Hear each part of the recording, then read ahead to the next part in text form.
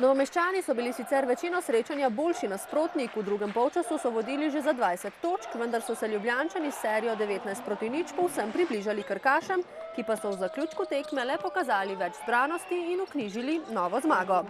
Ja, bilo je zelo težko, moram reči. Vodili smo 20 pik, pa so prišli nazaj, tukaj nas oni skozi ujemejo. Ne vem, to imajo oni kakšno, ne vem, skozi igram proti nam nas ujeme, tudi če vodimo 20-30 pik.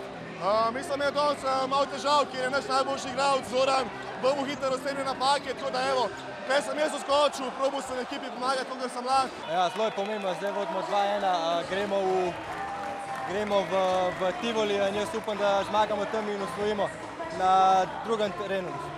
Najboljša streljca pri Krkaših sta bila tokrat Nisim s 17 in Murić s 16 točkami. Temperatura na igrišču pa se je med srečanjem kar nekajkrat dvignila. Posebno meni ustreza ta taka igra. Jaz sem Balkan, tako da jaz sem rad to kontakt vse.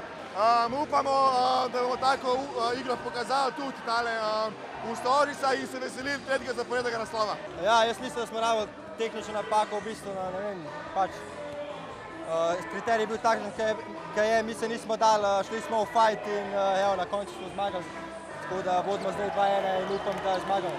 Četrta in v primeru zmage Krke tudi zadnja letošnja tekma v državnem prvenstvu. Ekipi namreč igrata na 3 zmage, bo jutri ob 18:45 v ljubljanskih Stožicah.